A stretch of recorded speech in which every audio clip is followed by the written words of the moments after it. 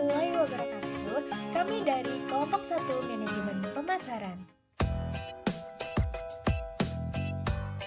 Kelompok kami beranggotakan 1 Diki Saputra, 2 Bekti Noviasari, 3 Rey Sita Ulfa, 4 Elmiana Novita, dan 5 Yunevi Nur Mega Saputri. Kami akan menjelaskan mengenai langkah-langkah penyusunan perencanaan strategi pemasaran agribisnis. Sebelumnya, saya akan menjelaskan mengenai perencanaan pemasaran agribisnis. Perencanaan.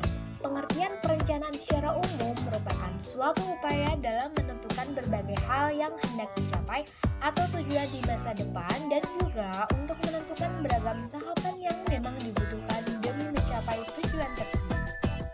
Kemudian, arti dari pemasaran adalah proses mempertemukan antara kebutuhan konsumen dengan hasil produksi dari penyedia barang atau jasa untuk memenuhi kebutuhan konsumen dengan harapan proses tersebut menghasilkan keuntungan bagi produsen dan kepuasan bagi konsumennya. Yang selanjutnya yaitu arti dari agribisnis. Agribisnis berasal dari dua kata, agriculture yang berarti pertanian dan bisnis yang berarti usaha. Jadi, agribisnis adalah usaha di bidang pertanian. Sehingga, perencanaan pemasaran agribisnis merupakan suatu rencana kegiatan bisnis yang tujuan utamanya adalah untuk memberikan kepuasan kepada konsumen dari barang atau jasa yang ditawarkan. Pemasaran agribisnis adalah kegiatan bisnis di mana menjual produk berupa komoditas pertanian sesuai dengan kebutuhan dan keinginan konsumen. Dengan harapan, konsumen akan puas dengan mengkonsumsi komoditas tersebut. Pemasaran pertanian dapat mencakup perpindahan barang atau produk pertanian dari produsen kepada konsumen akhir, baik input ataupun produk pertanian itu sendiri. Bauran pemasaran atau marketing mix. Bauran pemasaran adalah strategi kombinasi yang dilakukan oleh berbagai perusahaan dalam bidang pemasaran. Hampir semua perusahaan melakukan strategi ini untuk mencapai tujuan pemasarannya. Apalagi dalam kondisi persaingan yang sangat ketat. Dalam dua perbankan, bauran pemasaran menggunakan konsep-konsep yang sangat sesuai dengan kebutuhan. Berkembangnya elemen bauran pemasaran yang tadinya 4P menjadi 7P, yang meliputi pertama, produk atau the service atau produk atau jasa. Produk jasa merupakan produk yang dapat memberikan manfaat, memenuhi kebutuhan konsumen, dan dapat memuaskan konsumen. Sesungguhnya pelanggan tidak membeli barang atau jasa, tapi membeli manfaat dari sesuatu yang ditawarkan. Yang kedua, price atau harga. Penetapan harga merupakan suatu hal yang penting. Perusahaan akan melakukan hal ini dengan penuh pertimbangan, karena penetapan harga akan dapat mempengaruhi pendapatan, total, dan biaya. Harga merupakan faktor utama penentu positioning produk dan harus diputuskan sesuai dengan pasar sasaran, bauran ragam produk, dan pelayanan serta persaingan. Yang ketiga, place atau usaha. Jangkauan tempat menjadi suatu yang harus dipertimbangkan secara matang. Tempat-tempat strategis tentu memiliki peluang akses publik yang lebih baik. Namun, biaya sewa dari tempat tersebut juga harus dipertimbangkan sebagai konsekuensi dari kemudahan akses ke konsumen. 4. Promotion atau strategi promosi. Promosi merupakan prinsip marketing dasar di mana perusahaan dituntut untuk dapat memberikan insentif bagi calon pembeli produk atau jasa yang ditawarkan. Insentif ini dapat berupa potongan harga, menyampaikan produk knowledge dengan cara yang menarik sebagai memberikan contoh produk atau jasa secara cuma-cuma. Penggunaan influencer untuk mengkomunikasikan secara persuasi tentang produk yang ditawarkan juga merupakan salah satu bentuk promosi dalam rangka pemasaran. 5. People atau sumber daya manusia. People merupakan aset utama dalam industri jasa. Terlebih lagi, bisnis yang membutuhkan sumber daya dengan performa tinggi.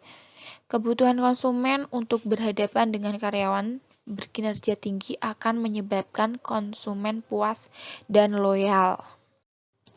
6. Proses atau aktivitas bisnis. Layanan jasa ataupun kualitas produk sangat bergantung pada proses penyampaian jasa kepada konsumen. Mengingat bahwa penggerakkan perusahaan jasa adalah karyawan itu sendiri.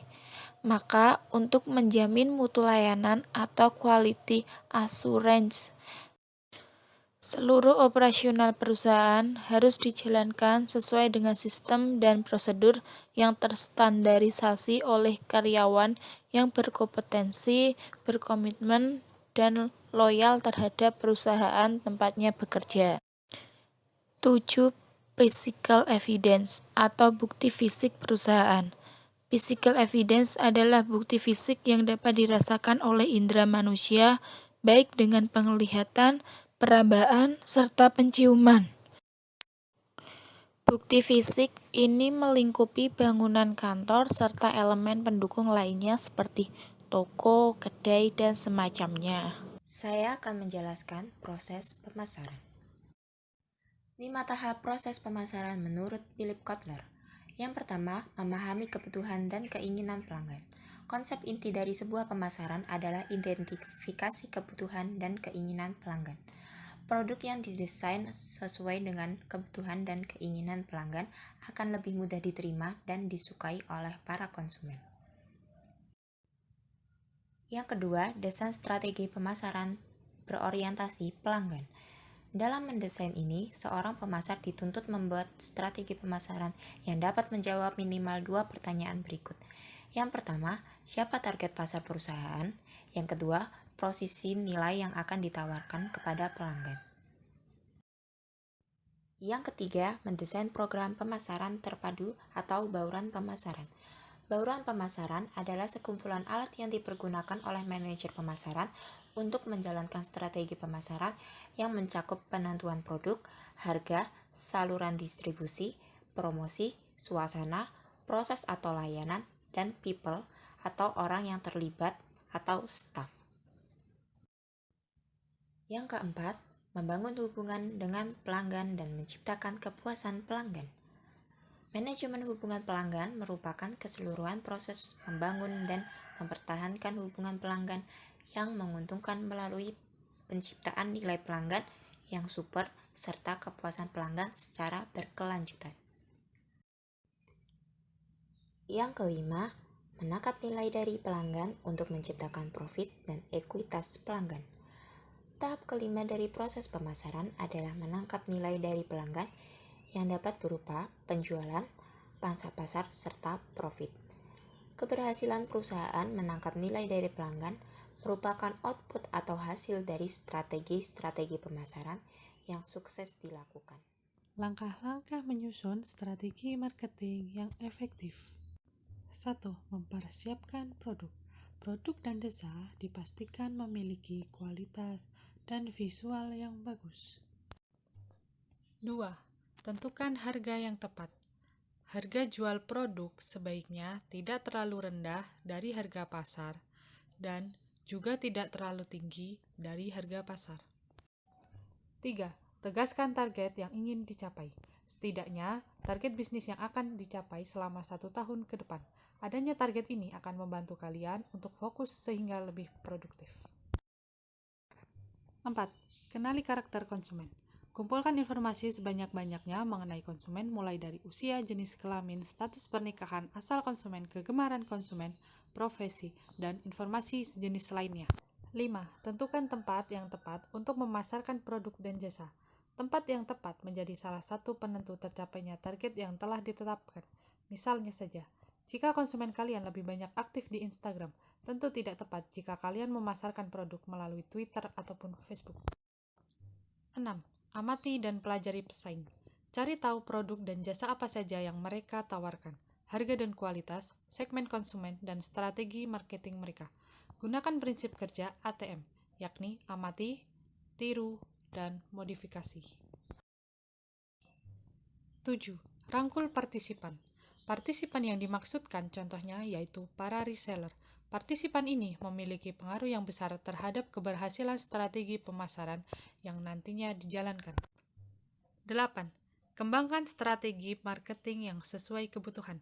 Berbekal informasi mengenai keunggulan produk, harga, karakter konsumen, dan pesaing serta tempat untuk memasarkan produk, selanjutnya rancanglah strategi pemasaran yang hendak digunakan untuk menarik perhatian konsumen dengan ide-ide yang kreatif.